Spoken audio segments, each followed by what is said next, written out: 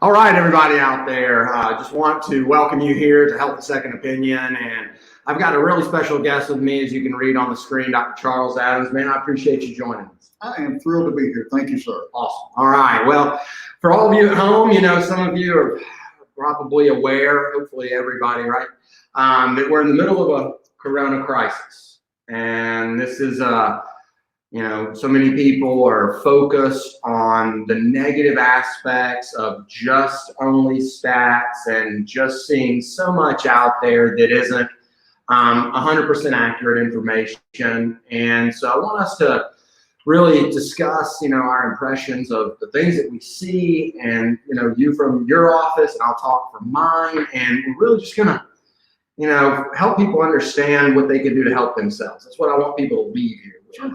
Awesome. All right. So I'm going to hand this over to my staff. Who's going to, for some of you, you'll see us breaking things up into different segments.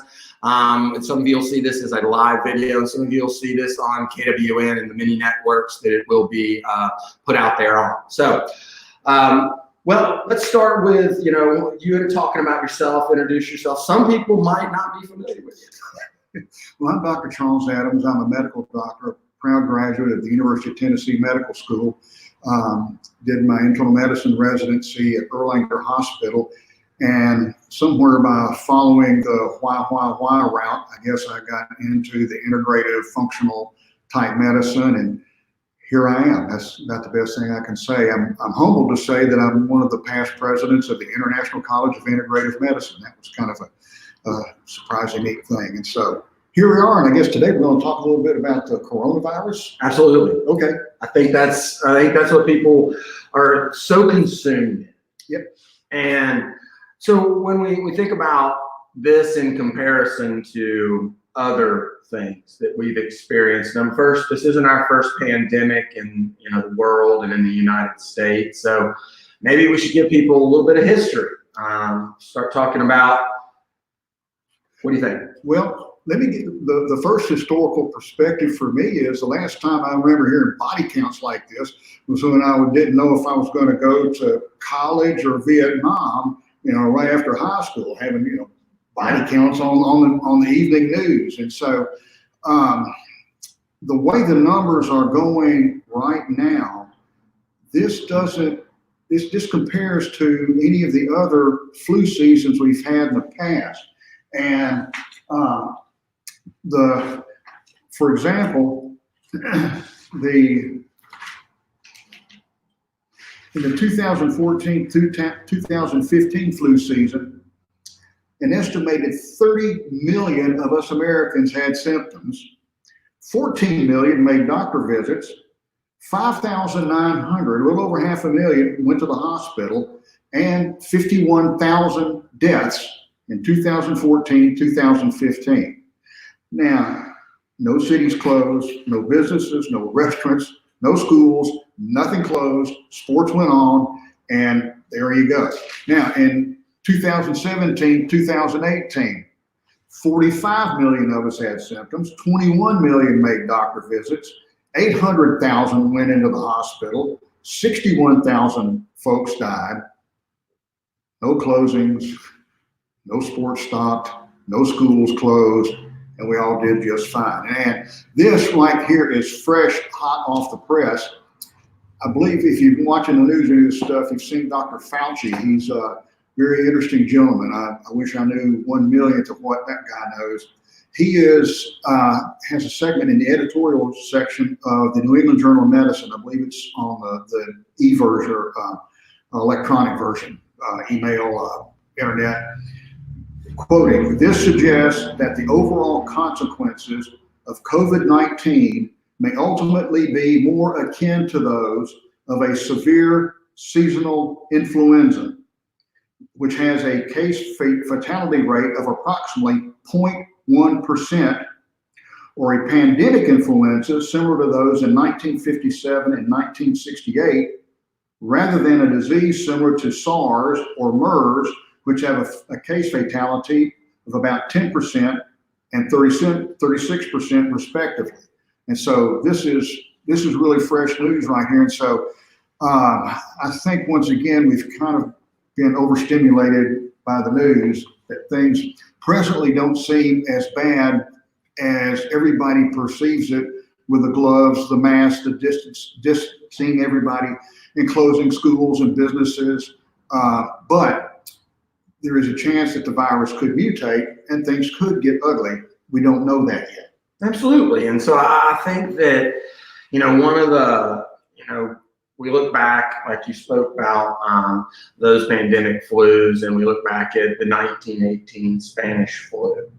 And we see that some of the bigger things, there's lots of research out from chiropractic and the flu, the 1918 Spanish flu, and how it affected people in places like Davenport, Iowa, home of Palmer School of Chiropractic, Yep.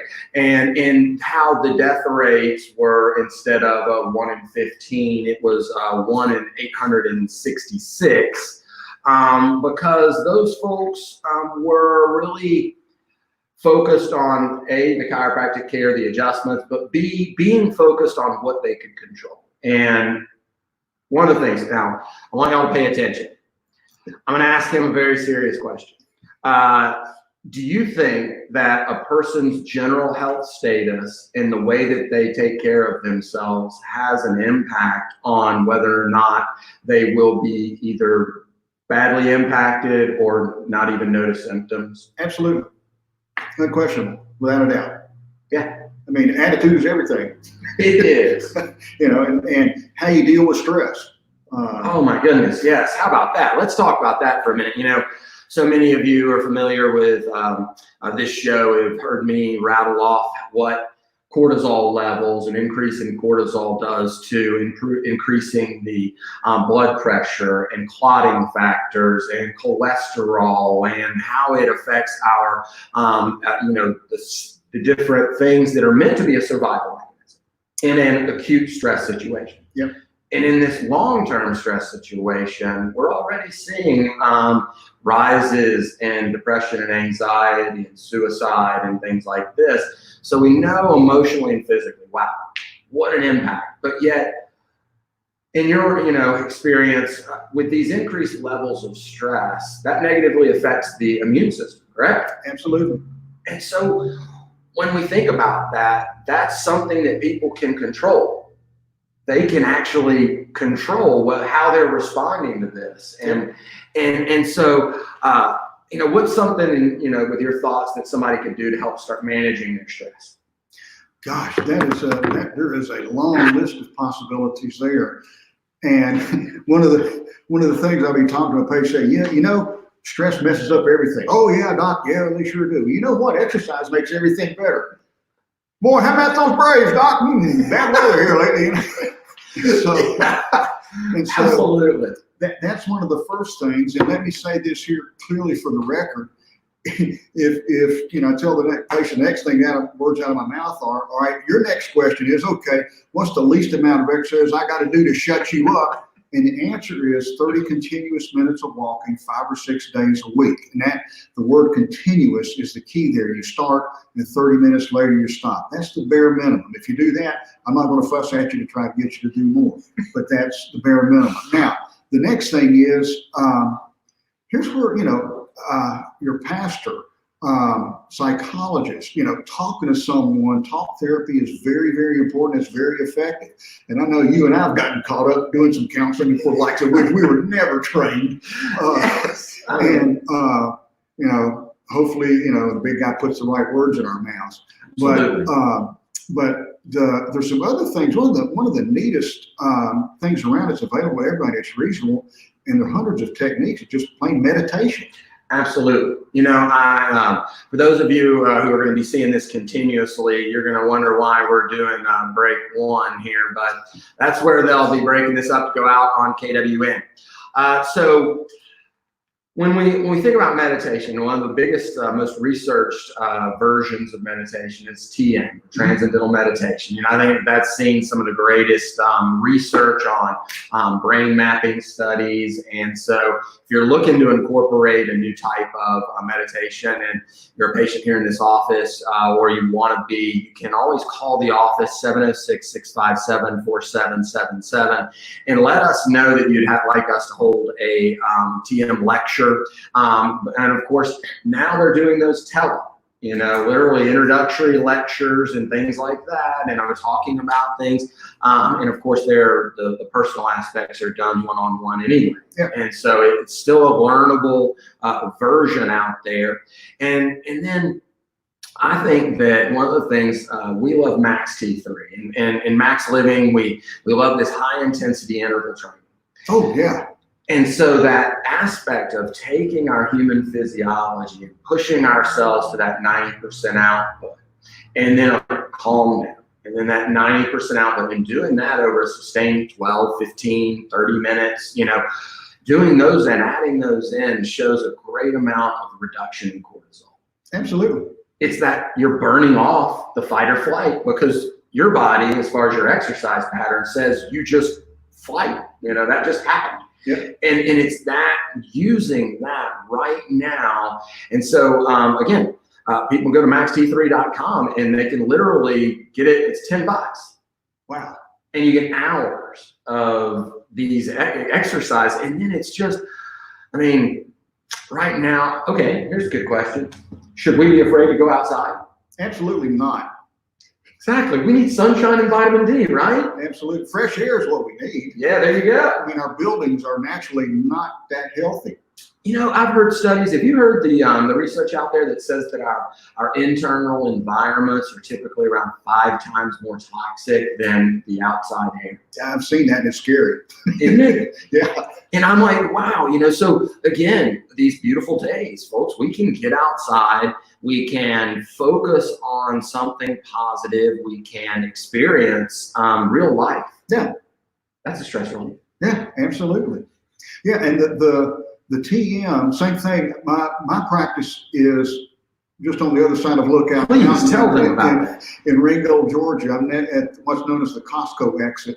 And also I'm a big supporter of the TM. And Miss Ellen Craig in Chattanooga and I have yet to connect directly, but I would like to have it, if there's an interest in having a TM lecture in my office, absolutely, if the hill's just a little too far to go. Absolutely. Ellen Craig's, she's actually the representative that comes and teaches here. Okay. And my uncle, for those of you who are tuning in, maybe you're on the other side of Sand Mountain, then you'd be contacting Chuck DeBray or Francis DeBray out of Franklin, Tennessee. They're the teachers on the other side of Mont Eagle. And so, that's I think that we can't, focus enough on the things that we can do today to help ourselves. Yeah. And I think that one of the biggest things is that in all of the fear, we've lost track of the logical sense behind what really governs our health anyway. Yeah. And that's our habits. Yep. And it's the day-to-day stuff, and so, for a lot of people who are wanting to plug this in and do a plug and play, what can they do? Let's talk about maybe food for a minute here. And I know you're big on nutrition also and helping people with their nutrition. And then we'll move into supplements. Okay. And what we think our hit list is for sure. And then we'll move into some of the other remedies that people may be hearing about, and also some of the research. I want to make sure and let us not forget to talk about the implications of reducing the fever should someone come down with an illness at this point in time. So we'll get back to that. Okay. So what do you think about, nutrition? What are some of the big hit lists that some of these folks would start to play? Well, America's #1 and #2 drug problems, and I don't know which is #1 and which is #2. We can argue, choose up sides and argue about it, but sugar and nicotine. And so neither one of them are good for us. Both of them are highly addictive, and to some degree or another, sugar will knock down your immune system. And I tell folks that especially when you're in a situation like this where we've got the corona is not a nice person, and every year the flu is not a nice thing. It's like if you're in heavy traffic or you're in a fight or you're just any kind of tight situation, if you lose your focus for one instant, you get clobbered. Absolutely. And the same thing is like having your immune system up. If you can eat that candy bar or drink that, bottle of pop and, Exactly. And you can get clobbered. So that's the most important part of that right there. Eliminate the sugar. I agree. And so we talk about all the time with eating in a clean diet, minimizing our carbs, a simple carb, improving our fresh vegetables. Every one of you right now has already stocked up probably on all your canned goods and your dried goods. And, we could have a 60-day hiatus and everybody could eat something processed. But, one of the things I've noticed is that grocery stores still have fresh produce. Oh, yeah. And there's plenty of that because everybody's focused somewhere else. You can't buy any ramen noodles, for goodness sakes. I noticed that. It was scary. I was in there and I looked and I saw this ramen noodle section that was bought out. It was insane. And yet right next to it was all this organic soup and all this other. It was right there. Yeah. And so anyway, and I think that nutritionally, focusing on that fresh stuff, doing what we know works all the time. Common sense says that if my body is stronger and I've focused with my habits and I am taking care of myself, I have a better chance of this being one of those people who falls into numbers varying from 50 to 80% of people who will come in contact with this will have very minimal symptoms, if anything. Yeah. And then there's this, let's go with 8. So 20, there's another 15% that could have severe symptoms, but yet still recover. And then there's somewhere 5 and below, again, if you're reading anywhere from 0.1, as you just read from the Fox News, all the way up to 5% could have, could die. Yep. And so what are we going to do to keep ourselves in that 95%? Yep. I want to be in the 80, by the way. But yeah, I'm focusing there. But yet, and so I think nutritionally and minimizing the sugar, maintaining the fresh. What about supplements? All right. What's the hit list? The first thing on the hit list, in my opinion, is vitamin C. And I agree. The most important, well, let me back up. One question I ask folks, just to kind of target in, why is it dogs and cows and birds rarely have heart attacks, but yet the heart attack is common in the human being? And the answer to that is, except for the fruit bat, the guinea pig, a few monkeys, and the human being, all the other animals, if they get food, they make vitamin C 7 days a week, 24 hours a day. That's why they get less sick less often. And that's also involved one of the mechanisms to reduce your risk of a heart attack. I don't know that I know of an animal that's ever had a heart attack. So I know it happens, but it's rare. The vitamin C affects every part of the immune system in a positive way. So we're going to get ready for another magical break. I can see the cards flashing around me. It is, absolutely. There we go. I got to find the camera here. This is our first rodeo with doing this way. And so for those of you tuning in on maybe Facebook or YouTube or something, that break doesn't affect you, but it does help for those people who are seeing it on KWN. Our editors, yeah, absolutely. Now, vitamin C. Okay. How much vitamin C does your body need? And the answer is, here's what I recommend. You can get vitamin C in tablets, pills, capsules, or powders. That's kind of one group. The other group is the liposomal. The liposomal is very good. It's just more expensive. On the other side, the groups, the pills, so forth, I recommend starting at 1,000 milligrams twice a day. Every week, increase your dose. So next week, 2,000 twice a day. You got to take it twice a day because it's water soluble. Once a day is better than none a day, but it's not good, So 1,000 twice a day, 2,000 twice a day, 3,000 twice a day. You keep going up and you're taking too much. When you get the rumbly gut, the crampy belly, or loose stools, then you back down below that dose. Now, the animals have the ability with any challenge. If they get injured, if they get pregnant, if they get sick, or if they encounter any toxin, they automatically up production. We can't do that, but we ought to be smart enough to increase our intake. And so, unfortunately, I got a little bit of the flu a couple of weeks ago and chased it away the second day by taking in the neighborhood of 30 to 40 grams of vitamin C oral. I was taking it like every 30 to 45 minutes. Now, I can't do that under these conditions, or I'd be in the bathroom back there. Sure. But that's the most important thing about the vitamin C, is take enough on a regular basis. Any challenge, take more. Now, let me inspire the ladies here. We can't make collagen without vitamin C. Vitamin C is what holds us together. It's what helps injuries heal. Okay? Love it. Also, surgical wounds heal better. Now, Absolutely. I can attest to that. I'm recently a shoulder person, and my therapist is amazed at how well my shoulder is doing and how the surgical repair did and all the incisions and how fast everything healed. And I said, well, you should see how much I spend on collagen, vitamin C, and all of the different micronutrients that it takes to do cellular repair. It works. Essential fatty acids and all the things that we do. Yep. All right. So, if a lady gets pregnant, and let's say before her pregnancy, she knows her body's tolerance for vitamin C is, let's say, 2,000 milligrams twice a day. Any more than that, that doesn't work well. As her pregnancy progresses, her tolerance will increase. Guarantee it. Might go to 10,000 twice a day, even more.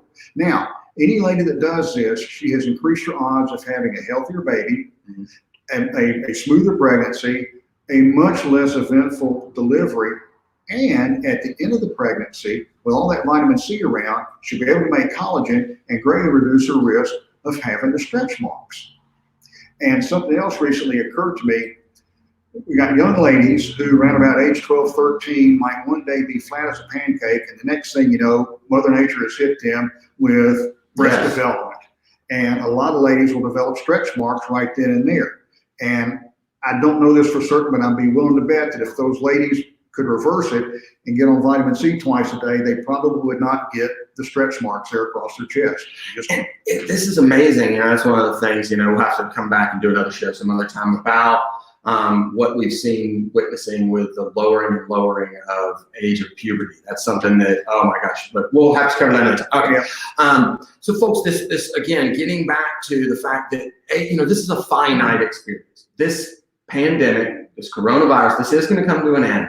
Yep. We might have another, we don't know whether it's going to come back another time or when or how or whatever, but this is going to come to an end, and it's about the way we're taking care of ourselves. And so after vitamin C, one of the next ones for me is, taking enough vitamin A.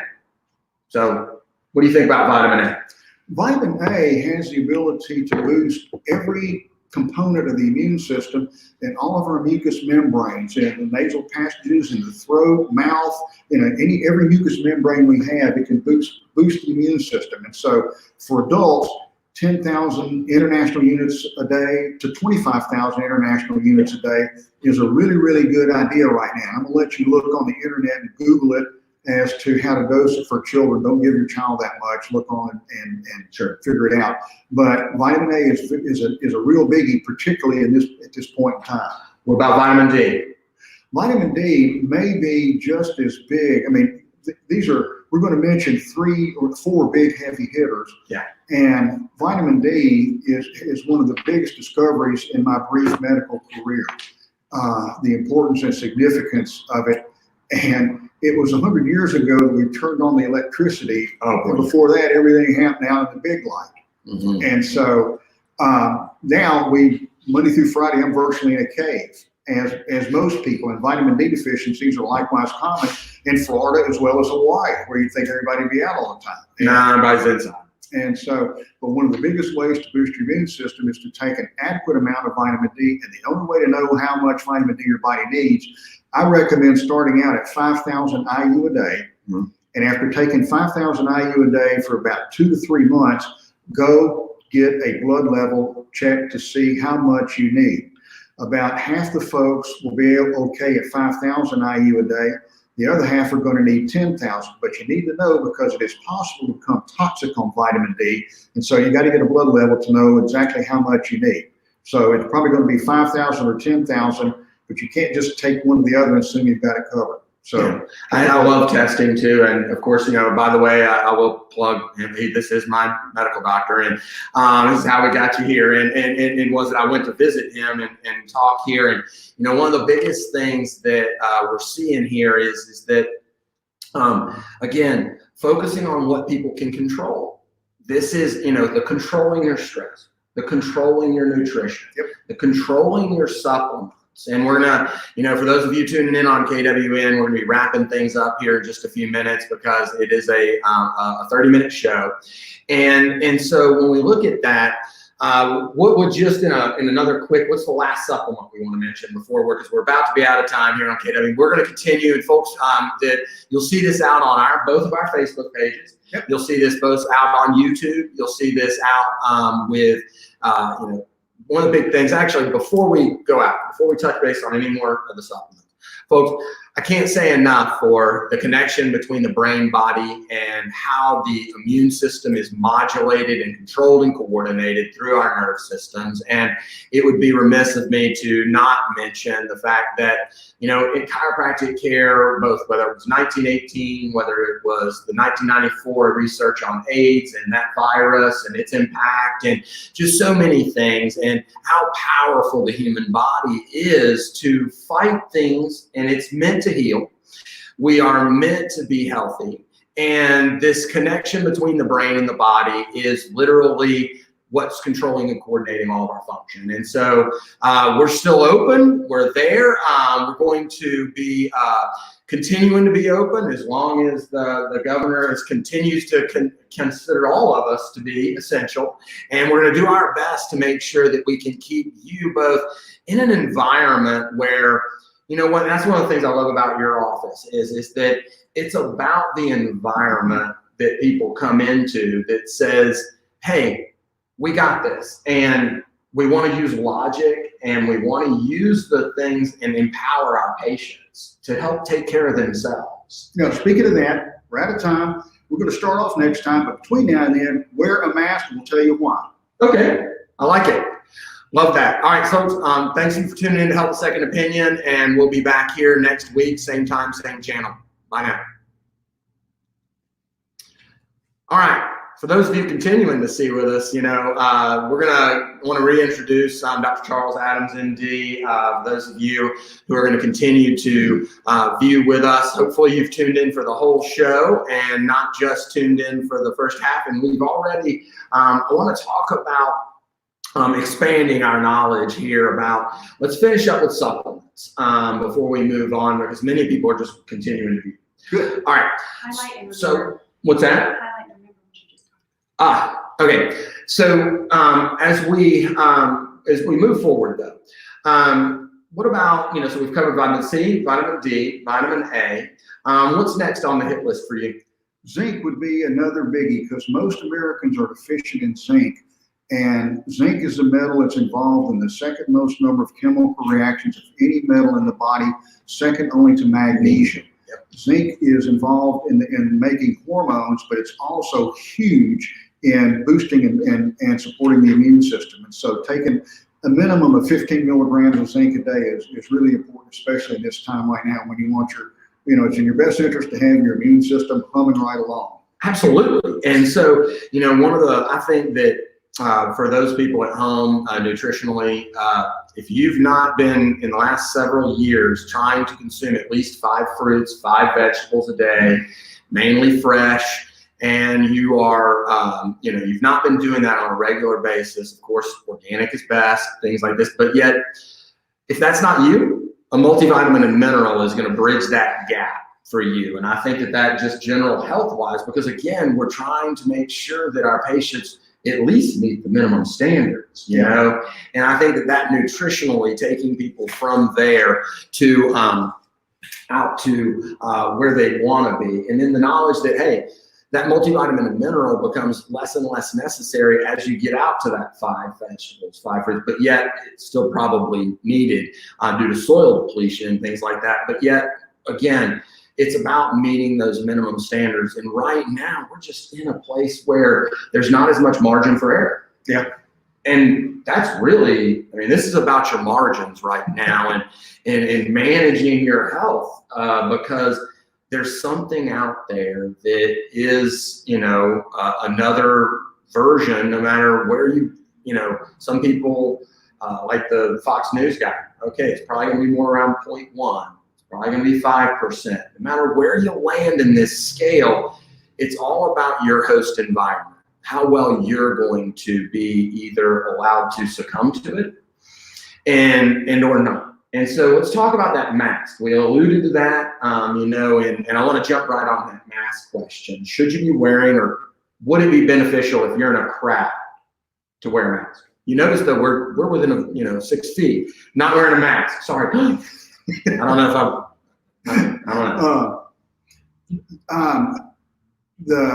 I had an interesting experience one time. I was driving down to Florida to go on a fishing trip, and I was sitting in the back seat, and two of my buddies were in the front seat, and they were just chit-chatting, just like Dr. McDill and I are talking right now. And the way the sun was shining in through the window, it looked like and they were not drunk, they weren't yelling, they weren't arguing, they were just like us, just chit-chatting.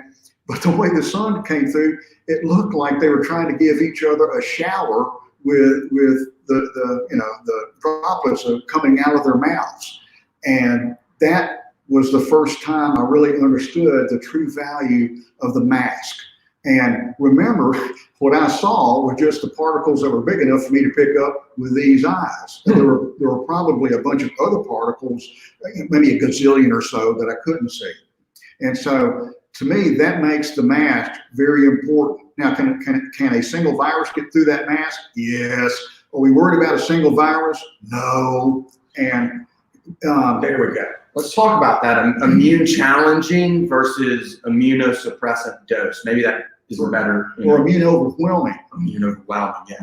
Let me make a point here. Hopefully you can see this. You might not be able to read all the words on there, but these are graphs of past epidemics.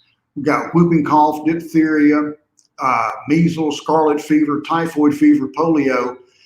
Notice all of them have the same curve. And notice that two of them, scarlet fever and typhoid fever, no vaccines. And so what's going on here? How does that work? What's the dynamic? And it wasn't the vaccine. And the one thought is that when enough people get sick, they're breathing out the viruses, and so it gets airborne. And we need to have a certain amount to get into us to overwhelm our immune system, and we get sick and succumb.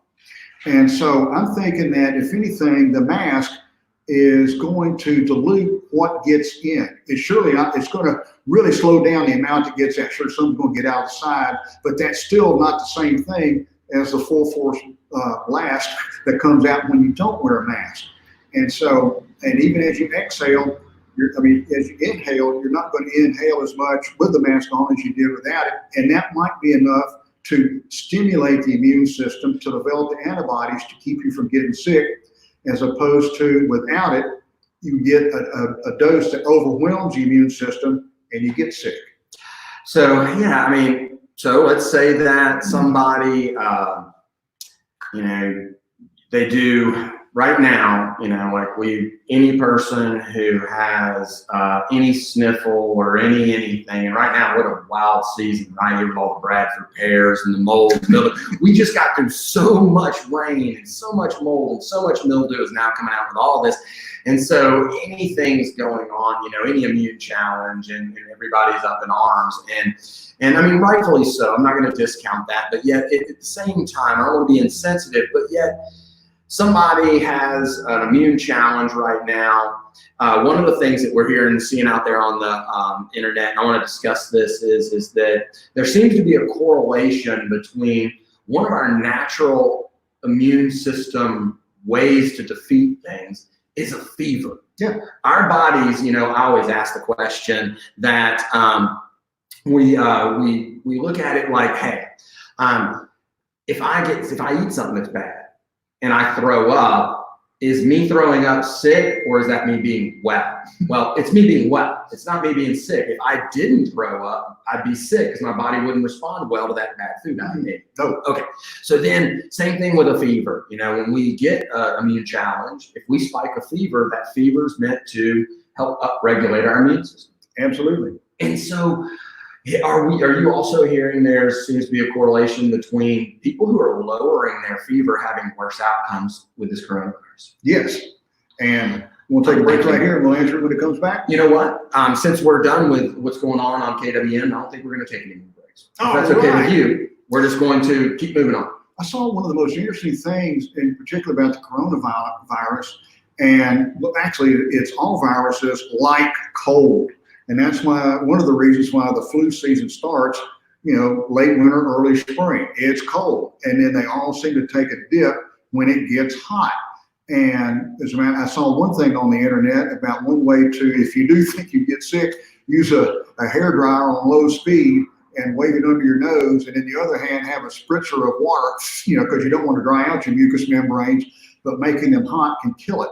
Just the opposite, if you take an anti-inflammatory that lowers your temperature, that might be very counterproductive. That gives the virus saying like, hey, you know, I can really go to town here now. Exactly. The natural immune system upregulation of our white blood cells and our lymphatic systems, our immune systems, B and T cells upregulate underneath that extra heat. Yep. And so you're suppressing your natural, but yet you're giving this one maybe the extra ground it needs to really get up speed. Yeah. And so, I mean, of course, those of you tuning in, you know, I mean, this is about empowering you with the knowledge to use logic again.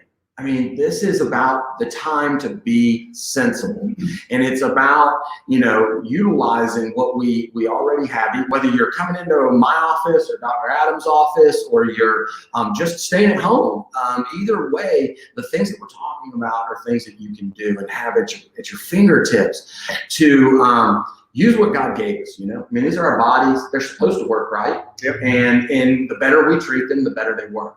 Yep. And so one of the things, you know, to look at this, you know, there's so many people out there who are, again, hearing about the biohacks and the things that they could do. Say, I've got this, I've got, maybe I think I'm getting sick. So many people have heard about one of the things that I also love about your office, which is getting the nebulizer solutions that contain hydrogen peroxide. I think a lot of people really out there deserve to know that about it, not to use the brown bottle. Right? Well, the brown bottle clearly states not for external use only. Absolutely. And I have heard there are stabilizers in the brown bottle peroxide. I mean, the brown bottle peroxide, I love it. I mean, it goes on. Anytime I get cut, it goes on there. No questions asked. But it's not for internal use. And the concern is if you nebulize it. Now, anybody that has asthma, you're unfortunately very familiar with a nebulizer. But a nebulizer, it's an air pump. And that air pump pumps air into this little small cup, and you put liquid into that little cup, and it comes out as a fog or a mist, makes a sound. And we encourage folks to use a mask and inhale with the mask on, and then exhale with the mask off. And it's a particular hydrogen peroxide solution, anywhere from like 0.5% to 3% of the pharmaceutical or food grade, but definitely not the brown bottle. Every family should have a thermometer, some sort of blood pressure cuff, maybe with or without a stethoscope, but every family should also have a nebulizer to nebulize hydrogen peroxide anytime you get sick. That sounds weird, but we make about 12 grams of hydrogen peroxide a day. It's one of our white blood cells ways of defending us. The hydrogen peroxide gobbles up things. And so we can give that a boost by inhaling this hydrogen peroxide solution. The surface area of our lungs is about a half a tennis court. Wow. And that half a tennis court of lungs is 2 cells away from about a half a tennis court of blood. Absolutely. And the unfortunate part is that's one reason that, you know, it works so well to deliver, you know, drugs into the body. And I mean, and it works for the bronchodilators, for the folks with asthma and other chronic lung problems. But the hydrogen peroxide, nebulizing hydrogen peroxide, it is a fabulous antibiotic. But also the folks that have chronic lung problems, a lot of them often get some relief by using the hydrogen peroxide by nebulizing it. And it's not expensive, and it's an easy prescription to do. I mean, any compounding pharmacy can make it up. I mean, it's nothing to it. Absolutely. And so there's something that maybe, that's something right now that, again, people could go ask for the compounding pharmacies, your office, whatever, wherever they can. Absolutely. And this is, again, what are you doing right now, like today? I got outside, and before we came here, I wanted to be as sharp as I could be. So I got outside and I exercised. I got out in the fresh air, in the parking lot, right here at the office, and I did my Max T3, video training, and made sure that I got lots of fresh air and really ramped up, burned off my stress levels. Then, I focused on what I could eat. And I Granny Smith apple and some celery and a radish and some pimento cheese, and that's my meal. And so again, for these people at home, what are your thoughts about right now? What's anything else that we can maybe just touch base on? We've talked on stress relief. We've talked on nutrition. We've now hit the supplement hit list. Did we forget anything about supplements? We tend to jump around when we get to talking. Not us, right? No. Did we forget any of those things? Well, one of the things that I recommend folks do, or you can use it, are a couple things. Iodine. Most of us are iodine deficient. Every cell in our body has an iodine receptor, and everybody should be taking in about 10 to 12 milligrams of iodine a day. The thyroid gland alone needs about 6 milligrams of iodine a day. Any lady that has fibrocystic breast disease, she just has iodine deficient breasts, because if she takes iodine, odds are that those lumps and bumps will go away. Of course, only the ultrasound can tell, don't pass it off. But so just the thyroid gland and iodine, the thyroid gland and breast alone need about, that's up to 9 milligrams a day. Other organs need iodine, but also in the time when you get sick, you can take a little extra iodine to help run out, whatever's causing you to be sick. That's one thing. Another tool that can be used is silver. And yes, I recommend the Argentin silver, Argentin 23. It's a nanoparticle silver, and unlike the colloidal silver, you could guzzle the Argentin 23 day in and day out and never suffer any consequences. Whereas the colloidal silver, the colloids can get underneath the skin, and you can end up with a little bit of a bluish hue. And no one wants to be a Smurf after all this. No, and unfortunately, that blue won't go away. Yeah. And you can also put the Argentin silver into the nebulizer. Nebulizer works well. One of the things, folks, all of these things, would you agree with me that this is about us giving the body what it needs to support itself versus all of these things? I can state this for me, and I'll let you state it in your own opinion. But that from my perspective as a chiropractor, these are the things that we can do to make sure that we're at our peak level. It's not the vitamin D itself that kills the virus. It's not the vitamin C, the whatever we've done. It's our body's utilization of those supplements that we're most often deficient in. I mean, it makes sense to me. I mean, folks, we need to understand, we need to have this perspective, in my opinion, that,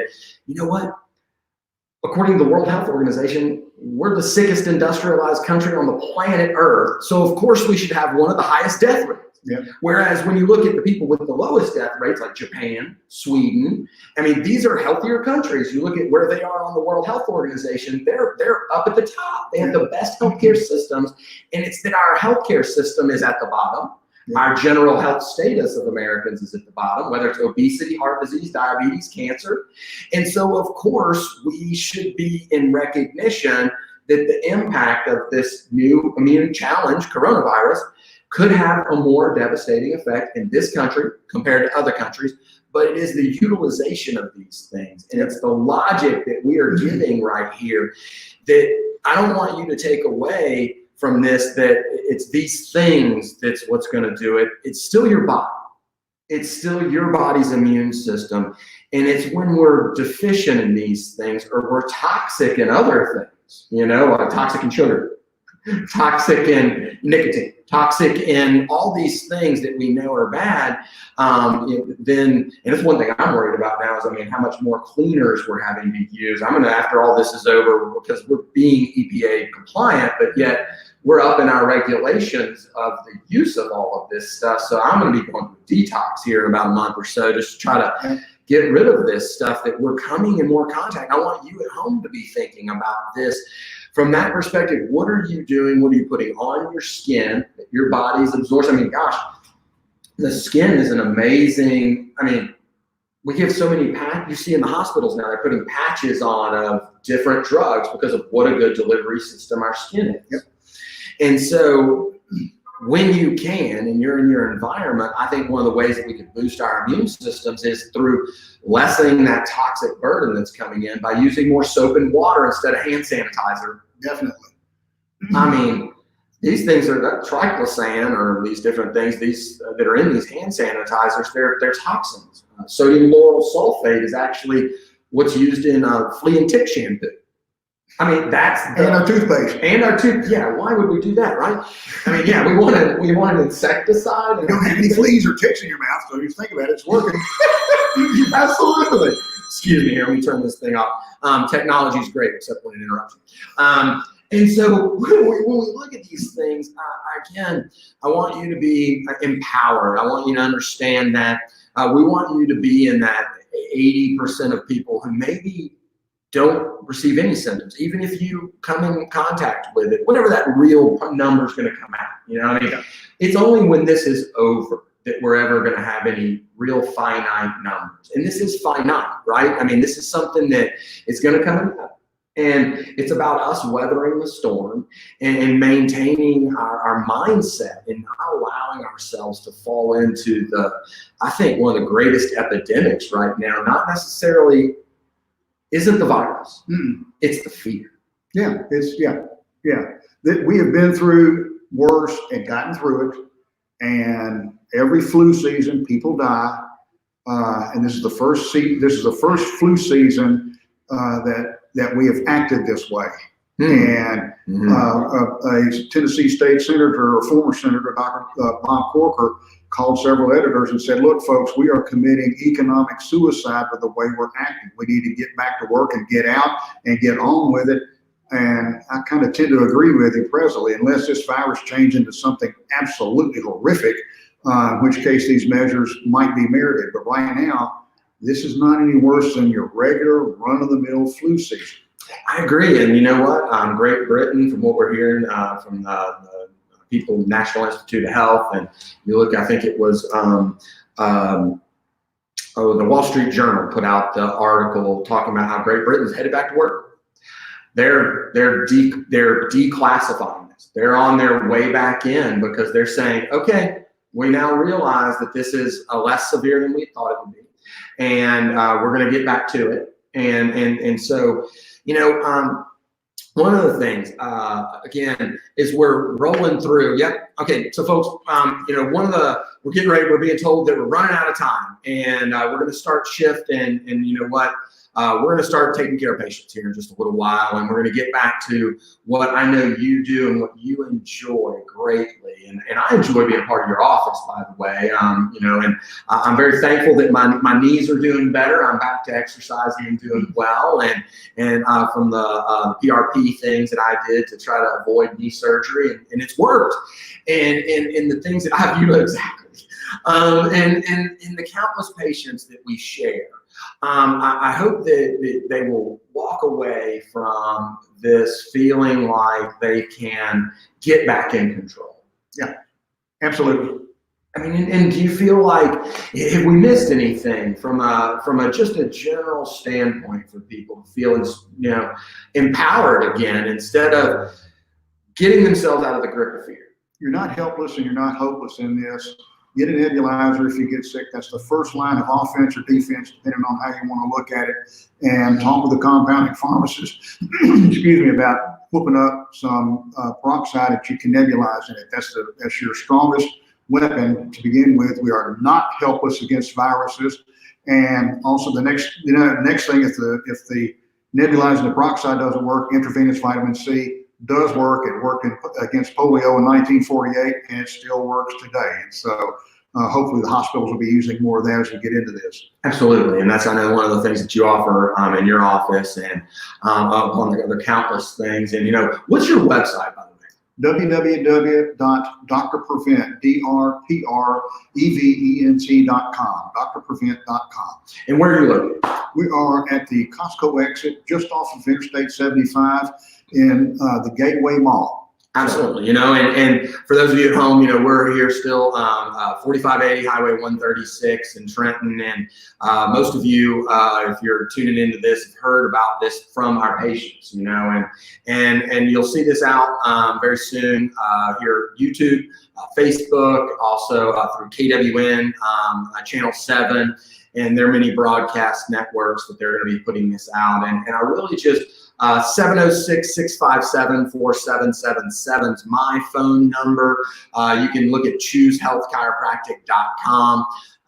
That's how you reach out to us, or Complete Chiropractic Care LLC on Facebook, because we want you to be able to plug in and to get someone on your team. Maybe that's not now. Maybe you're still going to stay home or whatever. You're going to self-isolation and all that kind of thing.